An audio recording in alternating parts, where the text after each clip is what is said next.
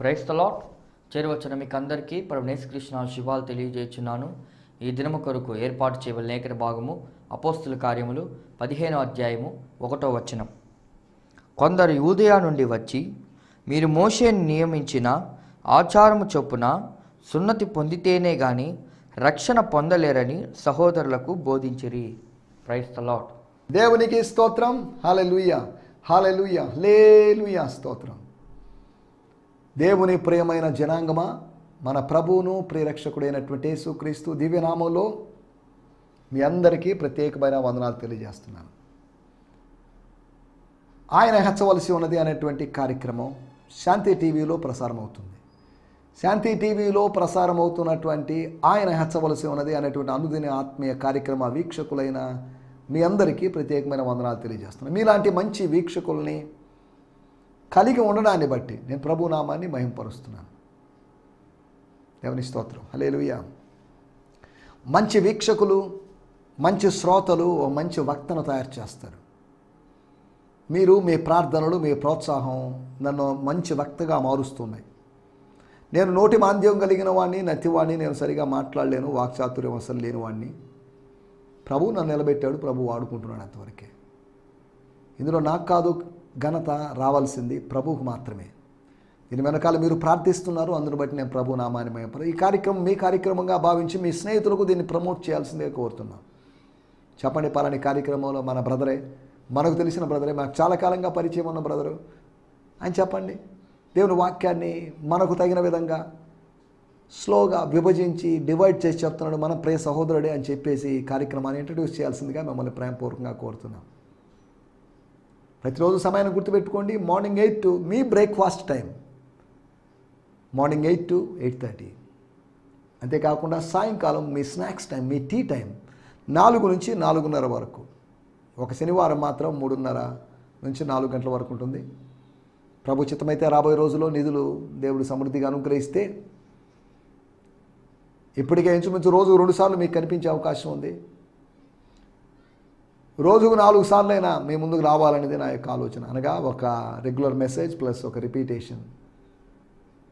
అనగా ఒకవేళ 8 నుంచి 8:30 తర్వాత అక్కడ మళ్ళీ మీరు ఖాళీ సమయంలో మధ్యాహ్నం లంచ్ టైంలో మళ్ళీ 1:30 నుంచి 2 వరకు మళ్ళీ మీకు కనిపించి దాని రిపీటేషన్ నైట్ ఏదైనా 9 to 9:30 ఇలా ఆలోచిస్తున్నాను. నేను ప్రభు చిత్తమైతే అలా చేయడానికి ప్రయత్నం చేద్దాం. అప్పుడు డైలీ 2 మెసేజ్లు అవుతాయి, ఇయర్లీ 730 మెసేజెస్ అవుతాయి. అప్పుడు ఇంకా మనం విస్తారంగా మాట్లాడుకునేటువంటి అవకాశం ఉంది. దేవుని స్తోత్రం. హల్లెలూయా. ఈ కార్యక్రమం చూస్తూ ఇప్పటి వరకు ఎవరైనా స్పందించని వారు మీరు ఉన్నట్టయితే దయచేసి వెంటనే స్పందించండి. నా 2 నంబర్లకు కాల్ చేయండి. నేను మీ సహోదరునే. నేను ప్రభు కృపను బట్టి హెడ్ వెయిట్ లేని వాడిని, నేను విఐపిని కాదు. నేను మీకు అందుబాటులో ఉంటాను. మీరు రమ్మంటే వస్తాను, వచ్చి మీకోసం ప్రార్థన చేస్తాను. అలాగని మీరు ప్రార్థన చేయడానికి మీరు నన్ను ఆహ్వానించాలని కాదు నా ఉద్దేశం. మీతో మాట్లాడడానికి, మీతో ఆత్మీయమైన స్నేహం కొనసాగించడానికి నేను సిద్ధంగా ఉన్నాను. మీకోసం ప్రార్థించడానికి నేను సిద్ధంగా ఉన్నాను. అవసరమైతే మీ ప్రేయర్ రిక్వెస్ట్లు ఈ ప్రోగ్రాంలో, ఈ ఎపిసోడ్లో వాక్య పరిచర్యకు ముందుగా చెప్పి ప్రార్థన చేస్తాం. కలిసి ఏకీభవించి ప్రార్థన చేసేవాళ్ళు కూడా ఉంటారు. రండి, మనం ఈ సమయంలో చిన్న ప్రార్థన చేసుకుందాం. ప్రార్థన చేసుకొని కార్యక్రమంలో ముందుకు సాగుదాం. ప్రార్థిస్తున్నప్పుడు దయతో మీరు ప్రార్థనలో ఏకీభవించాల్సిందిగా కోరుతున్నాం. రండి, మీరు ఒకవేళ మోకరించడానికి శక్తి కలిగిన వాళ్ళు మోకరించండి. మీరున్న పాటనే మోకరించండి. ప్రార్థన అంటే జోక్ కాదు, ప్రార్థన అంటే ఆషామాషి వ్యవహారం కాదు. నువ్వు దేవునితో మాట్లాడేటువంటి సందర్భం. It's a time with God, appointment with God. ఆ అపాయింట్మెంట్ టయాన్ని నీ యూటిలైజ్ చేసుకునేటువంటి సందర్భం అది. కాబట్టి గంభీరమైన సమయానికి మనం వచ్చాం. Sweet hour of prayer. దయచేసి తలలో ఉంచండి, కళ్ళు మూసుకోండి, చిన్న ప్రార్థన చేసుకుందాం. ప్రార్థనలో ఏకీభవించామన్నానికి గుర్తుగా చివరిన ఆమేనని పలకండి. అలా పలకాలని రెఫరెన్స్ ఎక్కడుంది బైబిల్లో అంటే నేను చూపించలేను. కాబట్టి ఈ సమయంలో ప్రార్థన చేసుకుందాం. ప్రార్థన. పరిశుద్ధమైన మా దేవా, మాకు ఇచ్చిన మంచి దినము కొరకే మీకు వందనాలు. మీరు మాతో మాట్లాడుతున్నందుకు మీకు వందనం చెల్లిస్తున్నాం. మీరు మాట్లాడరని ఇలా వేదాంత వేత్తల మధ్యలో వివాదాలు ఉన్నప్పటికీ మాకు ఒక ఎక్స్పీరియన్స్ ఉంది. నువ్వు మాట్లాడుతున్న ఎక్స్పీరియన్స్ ఉంది. అందును బట్టి నేను స్తుతిస్తున్నాను. నువ్వు మాతో మాట్లాడుతున్నందుకు, మా ఆత్మతో ముచ్చటించున్నందుకు, ఓ పరమాత్మవైన దేవా, మాలో ఉన్నటువంటి ఆత్మకు, మనుష్య ఆత్మతో మీరు మాట్లాడి తృప్తిపరుస్తున్న విధానం కొరకే మీకు వందనాలు. మీరు మాట్లాడుతున్నారు అనేటువంటి స్పెక్యులేషన్ కాదు, ఇమాజినేషన్ కాదు, ఇది మీరు మాతో మాట్లాడుతున్నారు. అందును బట్టి మీకు వందనం చేస్తున్నాం. మాకు అర్థమవుతుంది, ఇది దైవస్వరం అని మాకు అర్థమవుతుంది. నువ్వు మా కాపరివి కనుక గొర్రెలుగా మీ స్వరాన్ని మేము రికగ్నైజ్ చేస్తున్నాం, మీ స్వరాన్ని మేము వివేచిస్తున్నాం ప్రభువా. తండ్రి మీకు వందనాలు చేస్తున్నాం. ఈ సమయంలో మా వ్యూవర్స్లో అనారోగ్యంతో, బలహీనతలతో ఉన్నవారు, ఆర్థిక సమస్యలతో బాధపడుతున్నవారు, మధ్యకాలంలో మీ దాసురాలు, నాకు పేరు గుర్తు లేదు ప్రభా, మీ బిడ్డ పెన్షన్ డబ్బులు రావాలి అప్లై చేసిందని దాని విషయంలో బాధపడుతూ చెప్పింది. ఆ బిడ్డకి రావాల్సినటువంటి పెన్షన్ విషయంలో మీ కార్యమును జరిగించండి. సంబంధిత వ్యక్తులతో మీరు మాట్లాడండి, అధికారులతో మీరు మాట్లాడండి ప్రభా. పెన్షన్ సక్రంగా రాక, జీతాలు సక్రంగా రాక ఇబ్బంది పడుతున్న వాళ్ళు ఉన్నారు. వచ్చిన జీతం అంతా మెడికల్ షాప్కో, హాస్పిటల్కో ఖర్చు పెడుతున్న వాళ్ళు ఉన్నారు ప్రభా. వాళ్ళు కొంటున్నటువంటి మెడిసిన్స్లో ఇప్పుడు ఒక 3,000 4,000 ఖర్చు పెడుతున్నారు. ఇక మీదట అంత ఖర్చు పెట్టకుండా చాలా తక్కువగా మెడిసిన్స్ వాడడానికి సరిపడే విధంగా వారికి ఆరోగ్యమును అనుగ్రహించండి ప్రభా. ఈ వార్ధక్యంలో వారు ప్రభుత్వ, ప్రైవేట్ ఉద్యోగాలు చేసి అలసిపోయారు. వాళ్ళు విశ్రాంత ఈ జీవితంలో రిలాక్స్డ్ లైఫ్లో ప్రభా వాళ్ళు రియల్గా ఎంజాయ్ చేయాలి స్పిరిచువల్గా. కనుక మా పెద్దల కోసం మేము ప్రార్థన చేస్తున్నాం. ఆ రిటైర్మెంట్ లైఫ్ ఒక అద్భుతంగా వారికి ఉండగలుగుతూ సాయం చేయమని అడుగుతున్నాం. అకాడమిక్ లైఫ్లో విద్యార్థులుగా కొనసాగుతున్న వారిని బట్టి మీకు వందనాలు చెల్లిస్తున్నాం. వారి జీవితాల్లో కూడా మీ కార్యములు జరిగించమని అడుగుతున్నాం. కానీ క్యాన్సర్తో బాధపడుతున్న వారు ఉన్నారు, వారిని మీరు ప్రత్యేకంగా దర్శించమని కోరుకుంటున్నాం. మీ దాసురాలు లలిత మాంటి గారి కొరకు ప్రార్థన చేస్తున్నాం. మీ కుమార్తెను మీరు దర్శించండి, సంపూర్ణమైన స్వస్థను మీరు అనుగ్రహించండి ప్రభు. ఇంకా వేరు సమస్యలతో బాధపడుతున్న వారందరినీ మీ సంధానానికి తెస్తున్నాం. స్కిన్ ప్రాబ్లమ్స్తో, అలర్జీస్తో, థైరాయిడ్తో, ఇంకా రకరకాల సమస్యలతో బాధపడుతున్న వారందరినీ మీ సంధానానికి తెస్తున్నాం. ప్రెగ్నెంట్స్గా ఉన్న వారి కొరకు ప్రార్థన చేస్తున్నాం. వారికి సుఖ ప్రసవాన్ని మీరు అనుగ్రహించండి ప్రభు. తండ్రి మీకు వందనం చేస్తున్నాం. అలనాడు హన్నా ప్రార్థించినట్లుగా వారు నీవు మాకు మగపిల్లను దయచేస్తే నేను మీకు సేవకు సమర్పిస్తామన్న విధంగా తీర్మానం తీసుకున్న వారుగా ఉండగలుగుతూ సాయం చేయండి. మాకు సమూయేలులు కావాలి. దేశమంతా సత్యవాక్యాన్ని ప్రకటించేటువంటి, సత్య ప్రవచనాల్ని ప్రస్తావించేటువంటి సమూయేలులు లేపనమని కోరుకుంటున్నాం నెక్స్ట్ జనరేషన్లో. తండ్రి మీకు వందనాలు చెల్లిస్తున్నాం. సమయంలో ఎగ్జామ్స్ రాసిన వారి కొరకు, రాయబోతున్న వారి కొరకే మీ సంధానానికి వస్తున్నాం. వివాహాల కోసం ఎదురు చూస్తున్న వారి కొరకు మీ సంధానానికి వస్తున్నాం. వారికి చక్కటి భాగస్వాములు మీరు అనుగ్రహించండి ప్రభు. తండ్రి మీకు వందనాలు చెల్లిస్తున్నాం. ఏజ్ 30+ వచ్చినప్పటికీ కొంతమంది వివాహం కానీ యవన కుమారులు ఉన్నారు, వారి కొరకు ప్రార్థన చేస్తున్నాం. ఇంచుమించు 30 రీచ్ కాబోతున్నటువంటి కొంతమంది యవన సహోదరులు ఉన్నారు, వారికి సరైన భాగస్వాములు మీరు అనుగ్రహించండి, మీ కార్యం జరిగించండి ప్రభు. వారు ఒంటరి వారిగా ఉండటం మీ చిత్తం కాదు, వారికి చక్కటి భాగస్వాములు అనుగ్రహించి కార్యం జరిగించండి. సేవలో ఉన్నది మీ దాసుల కొరకు ప్రార్థన చేస్తున్నాం. ఇండిపెండెంట్గానో లేదా ఏదైనా సంస్థ తరపునో పనిచేస్తున్నారు, వారందరిని బట్టి మీకు వందనం చేయిస్తున్నాం. మరి ముఖ్యంగా నాయన వైఎస్ఆర్ నగర్లో ప్లాట్ నంబర్ 2300లో ఉన్నటువంటి మా గిడియోన్ మిషన్ చర్చ్ కొరకు మేము ప్రత్యేకంగా ప్రార్థన చేస్తున్నాం. అక్కడ ప్రతి ఆదివారం సాయంత్రం జరుగుతున్న ఆరాధనల కొరకై మీకు వందనం చేస్తున్నాం. మీ దాసులు పాస్టర్ విజయరత్నం గారు, పాస్టర్ షాలేం రాజు గారు అక్కడికి వెళ్తున్నారు. వాళ్ళు వాక్యం బోధిస్తున్నారు, కొంతమందిని కలుసుకుంటున్నారు, విజిట్ చేస్తున్నారు. ఆ ప్రాంతంలో ఇంకా అనేకమైన నూతనమైన వారిని మీరు నడిపించండి, మీ కార్యము జరిగించండి ప్రభు. కొంతమంది రోగులకు స్వస్థతను మీరు కలుగు చేయండి, కొంతమంది పాపులకు రక్షణ మీరు దయచేయండి. వెనకంజ వేసిన వారికి ప్రభు ఉజ్జీవాన్ని మీరు అనుగ్రహించండి ప్రభు. మీరు మాకు ఇచ్చినట్టు ఆ మందిరాన్ని బట్టి మీకు వందనం చేస్తున్నాం. ఆ మందిరాన్ని మాకు ఇచ్చినటువంటి మీ దాసులనైనా ప్రేమ్ కుమార్ గారిని, గత దినాల్లో పాస్టర్ ప్రేమ్ కుమార్ గారిని మీరు పిలుచుకున్నారు. వారు విడిచి వెళ్ళినటువంటి పరిచర్య కొరకు ప్రార్థన చేస్తున్నాం. అన్నారెడ్డిపాలెంలో అనుకుంటాను వారు చేస్తున్న పరిచర్య కొరకే మీకు వందనాలు ప్రభు. ఆ పరిచర్యను కొనసాగించడానికి కొంతమంది వ్యక్తులను మీరు లేవనెత్తమని అడుగుకుంటున్నాం. మేము బ్రతికొండగానే మా పరిచర్యలో కొంతమంది తిమోతీలు, నెక్స్ట్ జనరేషన్ లీడర్స్ లేవగలడం సాయం చేయమని అడుగుకుంటున్నాం. ఆత్మీయ కుమారులు మా పరిచర్యలో లేవాలి ప్రభు. తండ్రి మీకు వందనాలు చెల్లిస్తున్నాం. ఈ సమయంలో మేము మాటలు వినడానికి సిద్ధంగా ఉన్నాం. మీరు మమ్మల్ని దర్శించండి. దున్నబడిన, మెత్తన చేయబడిన, నీరు చల్లబడినటువంటి మా హృదయ నేలల్లో అక్షయమైనటువంటి బీజమైనటువంటి మీ వాక్యాన్ని విత్తమని కోరుకుంటున్నాం. మీరు అలా జరిగించబోతున్నందుకు మీకు వందనం చెల్లిస్తూ సకల ఘనత మహిమ ప్రభావాలు మీకు ఆరోపిస్తూ యేసునామములోనే ప్రార్థించగలుగుతున్నాం పరమ తండ్రి. ఆమేన్, ఆమేన్, ఆమేన్.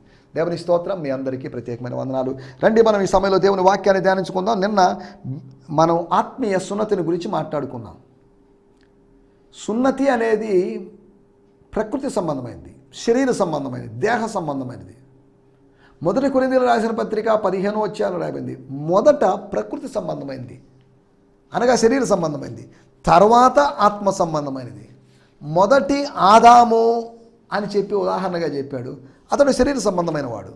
తర్వాత కడపటి ఆదాము అనగా క్రీస్తు శరీర సంబంధమైన వాడు కాదు, ఆయన ఆత్మ సంబంధమైన వాడు. దేవుని స్తోత్రం. ఇక రాయబడినట్టు మాటలు 1 కొరింథీయులకు రాసిన పత్రిక 15వ అధ్యాయములో స్తోత్రం 44. ప్రకృతి సంబంధమైన శరీరముగా విత్తబడి ఆత్మ సంబంధమైన శరీరముగా లేపబడును. ప్రకృతి సంబంధమైన శరీరం ఉన్నది కనుక ఆత్మ సంబంధమైన శరీరము కూడా ఉన్నది.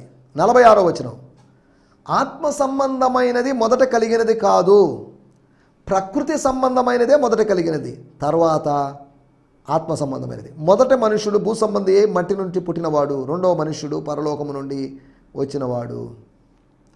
మంటి నుండి పుట్టిన వాడు ఎట్టివాడో మంటి నుండి పుట్టిన వారును అట్టివారే. పరలోక సంబంధి ఎట్టివాడో పరలోక సంబంధులను అట్టివారు. మరియు మనము మంటి నుండి పుట్టిన వాని పోలికను ధరించిన ప్రకారము పరలోక సంబంధి పోలికయు ధరింతుము. స్తోత్రం. హల్లెలూయా. ఈ సమయంలో మనం ఆలోచించిన మాటలు, హృదయమునకు సున్నతి. హృదయములో సున్నతి అంటే గుచ్చబడ్డం, పొడవబడ్డం, కట్ చేయబడ్డం. వాక్యము చేత, వాక్య ఖడ్గము చేత ఆత్మలో గుచ్చబడ్డం. లోపల ఉన్నటువంటి చెడుతనం, లోపల ఉన్న మలినం అంతా బయటికి వెళ్ళగొట్టబడినట్లుగా గాయపరచబడ్డం, పొడవబడ్డం, పియర్సింగ్. తర్వాత మనం ఆలోచించాం, మన చెవులకు కూడా సున్నతి కావాలి. స్టెఫను గారు చేసినటువంటి ప్రసంగంలో ఆ కన్క్లూజన్లో వాళ్ళని ముష్కరులారా, మూర్ఖులారా, హృదయాన్ని చెవులని దేవునికి లోబరచని వారులారా, మెడ వంచని వారులారా, stiff నెక్డ్ people, stubborn people, reckless people అని చెప్పడాన్ని మనం చూస్తున్నాం. మూడవదిగా ఆత్మయందు సున్నతి. హృదయమందు, చెవులయందు అనగా వినికిడిలో, అనగా ఆలోచనల్లో, భావాల్లో, ఆత్మలో, మన అంతరాత్మలో ఆత్మయందు సున్నతి. నాలుగవదిగా క్రీస్తు సున్నతి, సర్కంసెషన్ ఆఫ్ క్రైస్ట్, చేతులతో చేయబడిన సున్నతి అనగా స్పిరిచువల్ సర్కంసెషన్. కాబట్టి దేవుని వాక్యము పొడవడానికి ఆ రోజు ఒక రాతిని తీసుకొని తన కుమారునికి మోషే భార్య సున్నతి చేసిన సందర్భాన్ని మనం నిర్గమకాండములో మనం చూడవచ్చు. రాయి లేకుండా, ఆయుధము లేకుండా, చేతులు లేకుండా పెంతెకోస్తు పండగ రోజు 2వ అధ్యాయంలో పేతురు ప్రసంగం చేసినప్పుడు వారు హృదయమందు గుచ్చబడిన వారై, నరకబడిన వారై, పొరవబడిన వారై, చేతులతో కాదు మాటలతో, ఆత్మలో జరిగిన కార్యం. యూదుడు జ్యూ అంటున్నప్పుడు, యూదా అంటున్నప్పుడు, జూడ్ అంటున్నప్పుడు దాని అర్థం స్తుతి అని అర్థం, స్తుతించేవాడు అని అర్థం. సనుగుడు ఆపేసిన వాడు, సనుగుడు లేనివాడు అని అర్థం. జరుగుతున్న దైవ కార్యాలను బట్టి దేవునికి స్తోత్రం అని చెప్పేవాడు అని అర్థం. సంతాపం చెందేవాడని కాదు, స్తోత్రం చెప్పేవాడు అని అర్థం. కాబట్టి మనం బాహ్యమునకు యూదులుగా కాకుండా ఆత్మలో యూదులుగా ఉండాలి. అసలు బాహ్యమునకు సున్నతే కాదని పౌలు చెప్పిన మాటలని మనం గత ఎపిసోడ్లో మనం ఆలోచించాం. రండి, ఈ దినం కూడా మనం అపోస్తుల కార్యములు 15వ అధ్యాయము 1వ వచనములో నుంచి మనం కొన్ని విషయాలు ఆలోచిద్దాం. అపోస్తుల కార్యములు 15వ అధ్యాయము 1వ వచనం. కొందరు యూదయ నుండి వచ్చి మీరు మోషే నియమించిన ఆచారము చొప్పున సున్నతి పొందితేనే గాని రక్షణ పొందలేరని సహోదరులకు బోధించుడి. While Paul and Barnabas were in Antioch, some false teachers came from Judea to trouble the believers. విశ్వాసమందు స్థిరంగా ఉన్న వాళ్ళని, 14వ అధ్యాయంలో రాయబడింది, వాళ్ళు ఎవరైతే దృఢపరచబడ్డారో అలా దృఢత్వం లేని వాళ్ళ దగ్గరికి వచ్చి, మీకు తెలుసా మీరు రక్షణ పొందారని? Are you sure? Do you got saved? ఏం మాట్లాడుతున్నారండి? రక్షణ పొందారని అడుగుతారేంటి? విశ్వాసము ద్వారా కృపచేత మేము రక్షింపడ్డామని పౌలు గారు మాకు ప్రసంగం చేస్తున్నారు. అయ్యో అది కరెక్ట్ కాదండి. అయ్యో అదేంటిది కరెక్ట్ కాదేంటిది? అవును, మేము నిరూపిస్తాం. మోషే ధర్మశాస్త్రం ఆత్మ సంబంధమైనదే కదా. మోషే ధర్మశాస్త్రం దేవుని వలన వచ్చిందే కదా. 10 ఆజ్ఞలు దేవుని వలన వచ్చినవే కదా. వాటిని అనుసరించకుండా వాటిలో చెప్పబడిన సున్నతి అనేటువంటి నియమాన్ని మన పితరుడైన అబ్రహాము తన ఇంటి వారితో సహా తనకు అనుగ్రహించిన ఇష్మాయేలుతో సహా సున్నతి పొందాడు కదా. వెండి ద్వారా కానీ కొనబడిన దాసుడు ఎవడైనా కానీ అబ్రహాము ఇంట్లో ప్రతివాడు సున్నతి పొందాల్సిందే కదా. అవును, అబ్రహాము యొక్క కుమారులు మనం చెప్పుకుంటున్నప్పుడు మనకెందుకు సున్నతి లేదు? మన బోధకులు సున్నతి వద్దని ఎందుకు చెప్తున్నారు? కాబట్టి ఇది కరెక్ట్ కాదు. రక్షణ పొందే విశ్వాసం ద్వారా కృపచేత ఓకే, కానీ సున్నతి కూడా కావాలి.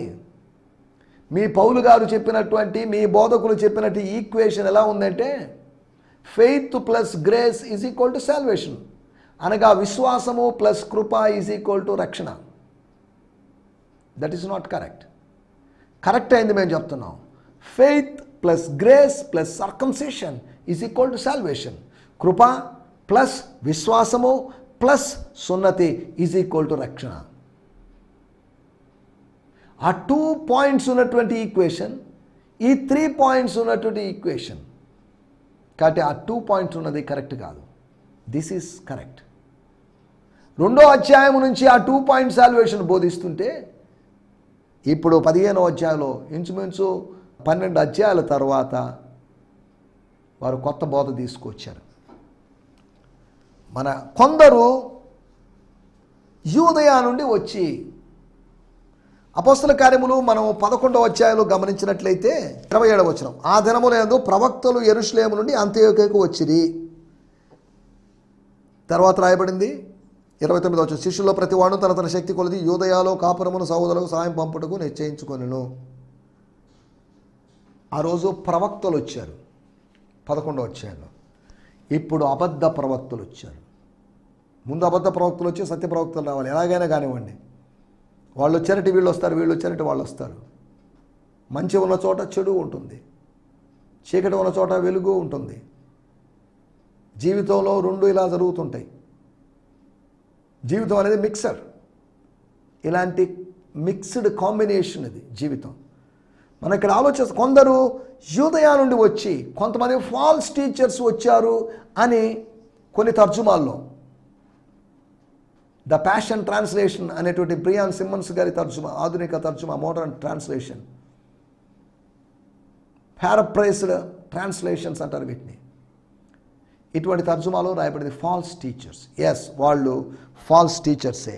వీళ్ళు ఫాల్స్ టీచర్స్ అని ఎందుకు చెప్తున్నాము అంటే, కొందరిని కలవరపరచడానికి, డిస్టర్బ్ చేయడానికి వచ్చారు.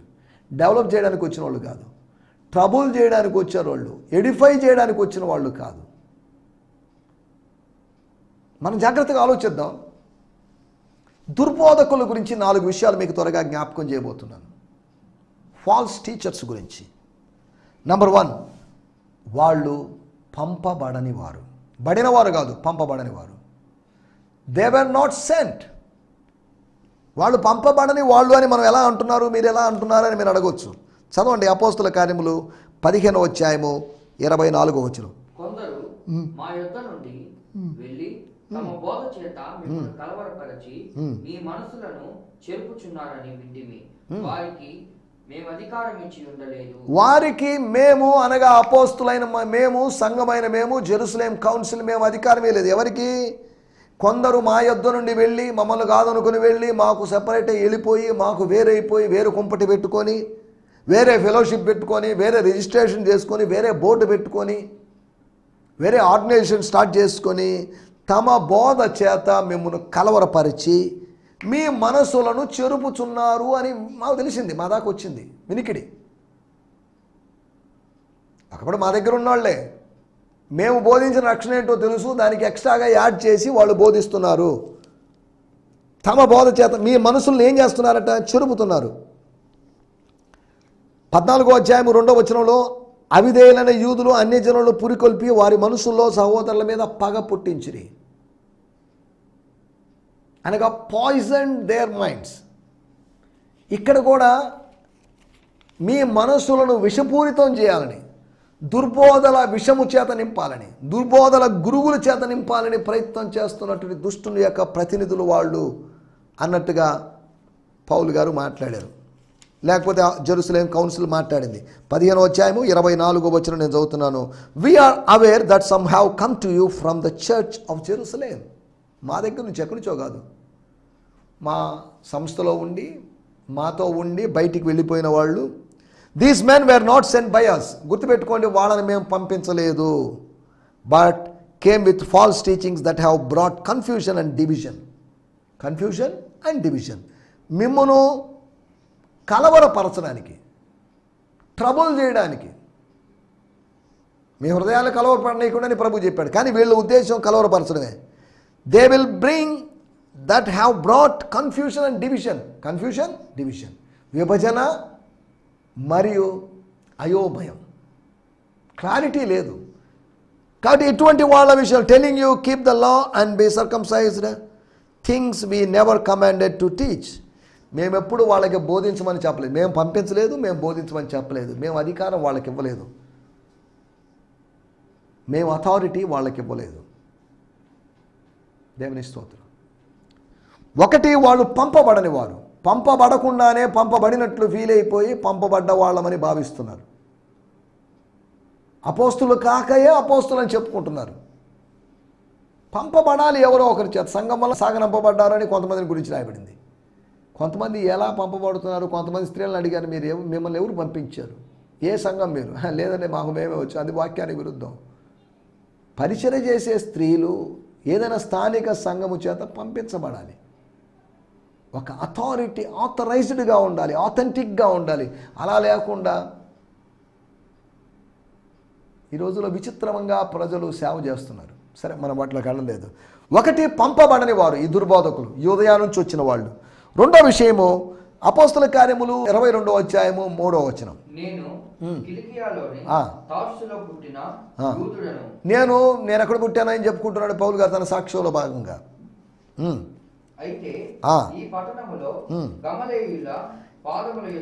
ఈ పట్టణములో గమలియేల్ అనేటువంటి టీచర్ మీకు తెలుసు కదా, గమలియేల్ యొక్క పాదాల దగ్గర పెరిగి మన పితరుల ధర్మశాస్త్ర సంబంధముకు నిష్ఠయందు శిక్షితుడనై మీరందరూ నేను ఉన్న ప్రకారము దేవుని గురించి ఆసక్తుడనై ఉండి.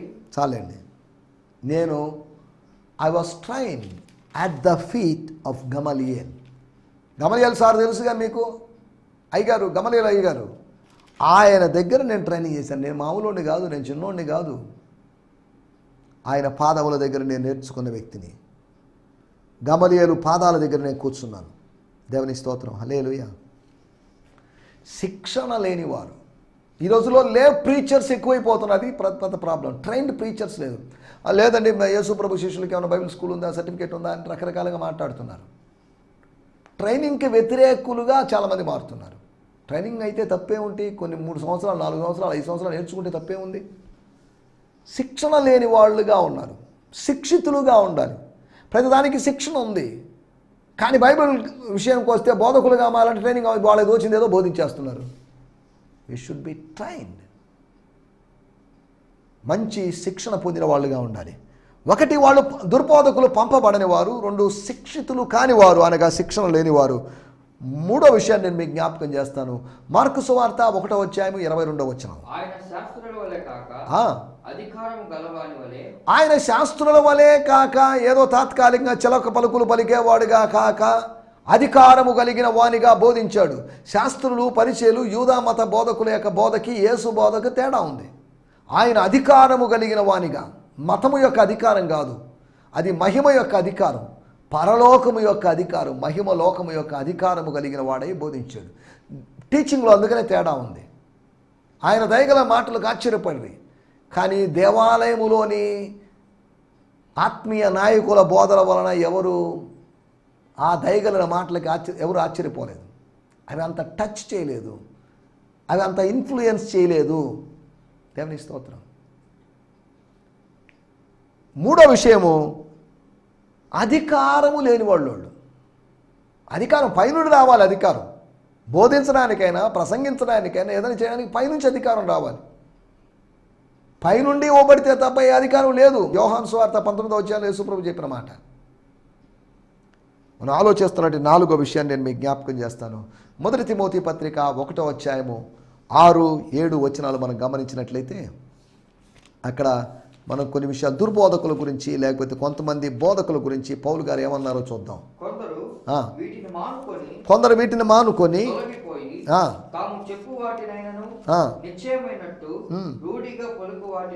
కొందరు వీటిని అంటే మానుకొని ఆపేసి తొలగిపోయి అంటే తప్పిపోయి దేనిలోంచి మంచి సాక్షి నిష్కపటమైన విశ్వాసము ప్రేమ ఇవన్నీ లేవు.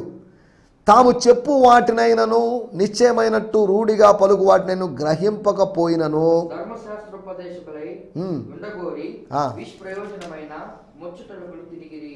ధర్మశాస్త్రోపదేశకులై ఉండి అనగా బోధకులై ఉండి దైవోపదేశకులై ఉండి హితోపదేశకులై ఉన్నారు. మంచిదే, బోధకులుగా మారాలనుకున్న ఆశ మంచిదే. కానీ వాళ్ళు నిష్ప్రయోజనమైన ముచ్చట్ల వైపు, అనవసరమైన విషయాల వైపు, కట్టుకథల వైపు, పిట్టు కథల వైపు తిరిగారు. They presume to be expert teachers of the law, Torah లేదా వాళ్ళ చట్టం. But they don't have the slightest idea of what they are talking about and they simply love to argue. చూడండి, కొంతమందిని గురించి రాయబడిన మాటలు. కొంతమంది వాదించడానికి దిగేటువంటి వాళ్ళు ఉన్నారు. అనగా దుర్బోధకులు యూదయ నుంచి వచ్చిన వాళ్ళు ఎలాంటి వాళ్ళు అనే దాని గురించి ఆలోచిస్తున్నాం. వాళ్ళు పంపబడని వాళ్ళు. రెండోది శిక్షణ లేనివారు. మూడోది అధికారం లేనివారు. నాలుగోది అవగాహన లేనివారు. వారు గ్రహించడం లేదు, గ్రహింపు లేనివారు, ఆత్మీయ గ్రహింపు లేనివారుగా ఉన్నారు. కాబట్టి దుర్బోధకులుగా కాకుండా సద్బోధకులుగా ఉండడానికి, సద్బోధకుల్ని కనుగొనడానికి, అవసరమైతే మీరే సద్బోధకులుగా మారడానికి ప్రభు సహాయం చేసి నడిపించునుగాక. ఆమేన్. హల్లెలూయా, హల్లెలూయా. మీ అందరికీ వందనాలు. ఈ సందేశము మీకు ఆశీర్వాదకరంగా ఉందని నమ్ముచున్నాము. ప్రార్థనా అవసరతల కొరకు మమ్మల్ని సంప్రదించవలసిన మా చిరునామా గిద్యోన్ మిషన్ చర్చ్, 6వ వీధి, శాంతినగర్, నెల్లూరు 4, ఆంధ్రప్రదేశ్. పిన్ 524004. మా ఫోన్ నంబర్లు 7036443613 మరి ఒక నంబర్ 9392293010. మా ఈమెయిల్ ఐడి gfihmi2015@gmail.com. దేవుడు మిమ్మును ఆశీర్వదించునుగాక. ఆమేన్.